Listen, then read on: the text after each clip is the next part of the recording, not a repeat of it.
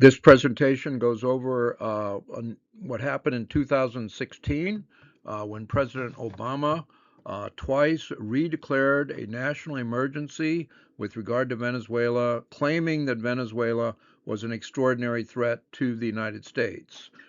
President Maduro of Venezuela throughout the year had been campaigning for Obama to not renew the declaration.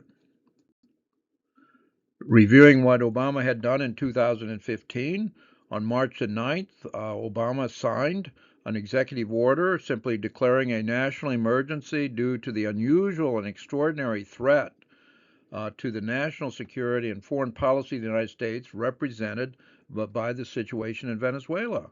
And he sanctioned 7 Venezuelan officials for allegedly violating human rights. There was no report that accompanied his declaration. There were no listing of incidents or acts naming names that these officials were responsible for. So Obama simply, with a pen, signed an executive order saying that we have this enormous national emergency because of Venezuela. Reviewing what a national emergency declaration means, it's only valid for 1 year, uh, but it can be renewed after during the year at any time. It doesn't need congressional authorization. The president simply signs it, and because it's an emergency, immediate action has to be taken. But the president can terminate the emergency at any time, say the emergency is over, and the president can simply terminate it. Now, Maduro in Venezuela had a response. He went to the National Assembly and said that he needed emergency power, what they call an enabling law, which granted Maduro decree powers for 9 months to defend against threats from the U.S. The United States had declared Venezuela an extraordinary threat to the United States. Um, Maduro said we're going to have to prepare for this. Now, the law required that the National Assembly approve it by 60% of the vote, which happened. And Maduro pointed out the obvious. He said that he had to get 60% approval from the Congress, but Obama did not need to do that, and Obama could just declare the national emergency without any authorization from Congress. And the press at the time reported how the emergency declaration had strengthened Maduro's hand in Venezuela. He denounced it. His rhetoric really was pretty strenuous, and he emphasized that he thought that Venezuela was going to be invaded by the United States, and that the press reports were that no one's really talking about empty food shelves or unemployment at the time. They were all talking about the emergency declaration, including the Democratic Unity Roundtable, the MOOD. The MOOD is a coalition of 16 national opposition political parties. They're opposed to Maduro and Maduro's government. And so they are the opposition. And they put out a statement right away saying Venezuela is not a threat to any nation. Venezuela is not a threat to the United States. And they were pretty direct about condemning this statement. Now, Maduro had the 7 officials that were sanctioned by Obama. He had them in a ceremony where he called their sanctioning by Obama a badge of honor, saying that the President of the United States hadn't outlined anything that you had done as being a threat to the national security of the United States. You're simply victims of the U.S. imperialism. Maduro went out and also started to circulate a petition demanding that the United States repeal Obama's decree. And Maduro claimed that more than 13 million Venezuelans had signed the petition, which was about half of Venezuela's population. So, in the midst of all this criticism and pushback, Obama actually admitted and backtracked, saying that Venezuela was not a national security threat to the United States. And what the White House claimed then was that the executive order is completely pro forma. it doesn't really mean anything that we're going to take serious action here. It's simply we wanted to do something with sanctioning some officials. We didn't approve of their actions. And in order to do that, we had to declare a national emergency. And so the president did that. So, but Obama had admitted that it did not pose a national security threat, but he did not cancel the emergency declaration. He had serious pushback from Congress.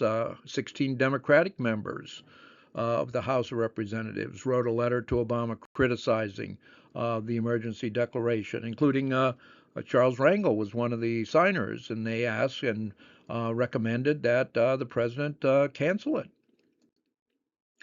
Maduro was at the UN in September of 2015 saying, again, this executive order needs to be revoked. It's a threat to our country, and we're afraid of what the United States is going to do. So it got a lot of worldwide attention. The Human Rights Council of the United Nations in October reelected Venezuela to another term on the Rights Council here in the United States. And Obama says, well, these officials are not respecting human rights down there. We got to sanction them. And here's the Human Rights Council saying, we think that Venezuela belongs on the Human Rights Council and watching out for human rights around the world. And then in later in the year in 2015, there was a National Assembly election, and the opposition won a majority of the seats. They had no complaints of fraud. Everything was free and fair. You see the head of the Mood standing right in the middle of this group cheering. They had won an election. John Kerry, who was our Secretary of State at the time, congratulated the Venezuelan people, saying, "You had a peaceful election. It was democratic. We congratulate you on this election. There was no fraud, and the opposition had won." Now, the emergency declaration that Obama had made in 2015 was set to expire on March the 9th, 2016. Obama had not sanctioned anybody since that original declaration. The whole year had gone by, and he hadn't sanctioned anybody. And the opposition had won an election. Democracy was in full swing.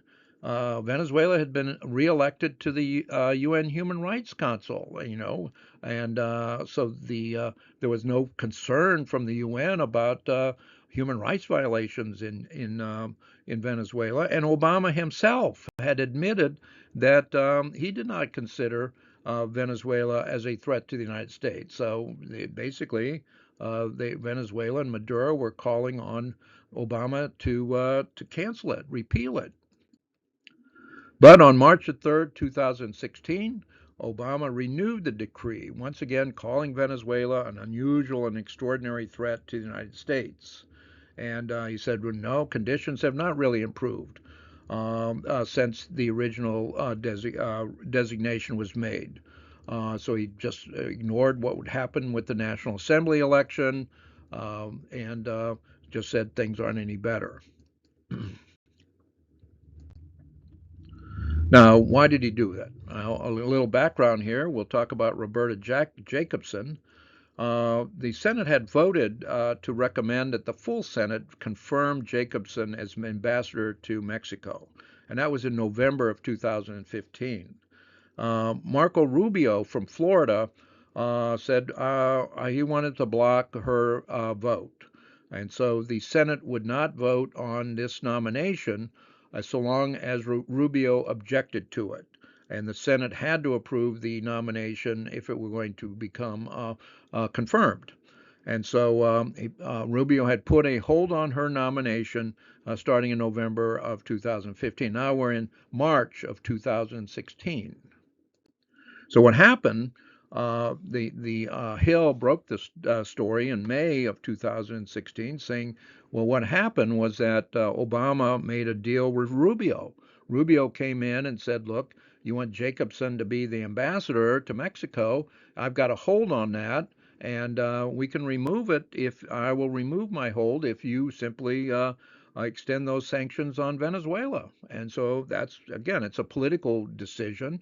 that Obama made was to get Rubio off his back and getting his nomination done. He re-declared Venezuela an extraordinary threat, and even though he himself had said they weren't.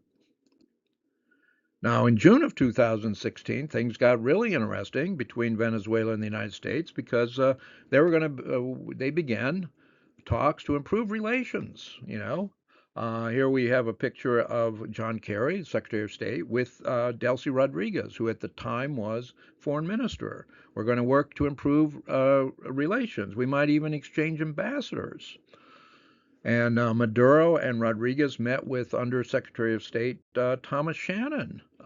Again, lots of progress, improving the relationship. What is the concern about Venezuela being an extraordinary threat?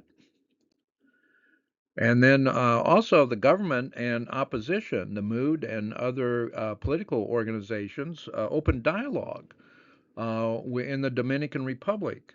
And there were three ex-presidents of Spain, Dominican Republic, and Panama that facilitated these discussions.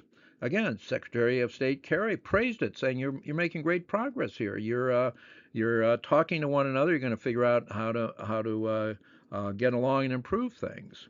And the opposition was represented by four political parties. So here is a picture of Maduro with the head of the Mood. And they had started their dialogue on October 30th. The United States again praised this dialogue. You're making progress here. You see that the vast majority of people in Venezuela supported the dialogue. This is a positive thing. And CNN actually covered it in a statement saying Maduro and his political foes are making progress on getting the country back on track. International mediators, really a very positive thing.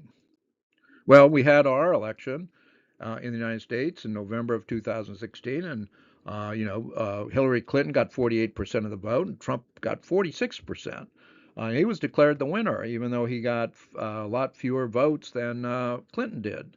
And I don't think Venezuela or any other country around the world condemned the United States for being undemocratic. It's just the way we run elections in this country that a candidate who wins, who gets the most votes, sometimes doesn't win the election. So, following that election in the United States in November of 2016, Maduro said, we're going to have Trump coming in January of 2017. This emergency decree won't expire until March of 2017.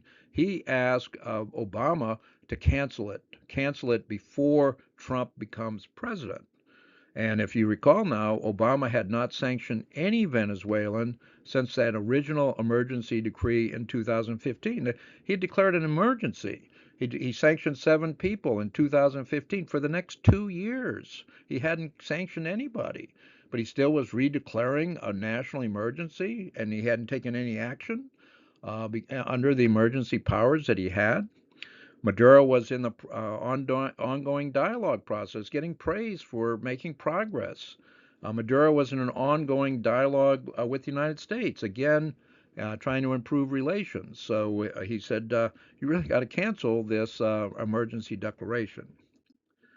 CELAC, which is a community of Latin American and Caribbean states, all of 33 members are in the countries south of the United States. All 33 countries unanimously issued a statement saying that Obama should repeal his executive order, something he could do with a stroke of a pen. Well, in one of his final acts as president, Obama renewed the executive order declaring Venezuela a national emergency situation, an extraordinary threat to the United States. He did it early. He didn't. He could. He did it on January 15th. Trump was inaugurated on January 20th. So he did it 5 days before Trump came into office. He sort of queued it up, just teed it up for Trump. He hadn't done anything other than declare it in 2015 and renew it twice. He had sanctioned 7 people in 2015, hadn't sanctioned anybody, but he said we're still going to redeclare it for Trump now. So Maduro came out after Obama did that and said basically he was hoping for better relations with Trump. And he said he would work with Donald Trump, have better relations. And he thought that George Bush and Obama had committed grave errors in the relationship with the United States. So he'd hoped for better relations with Trump. And it certainly didn't turn out that way. But at the time, Maduro was very disappointed in the way that he'd been treated by President Obama. So the Venezuela Reader has a blog, the Venezuela Reader, which has documents on it that basically list all the sources and documents that were used to put this talk together.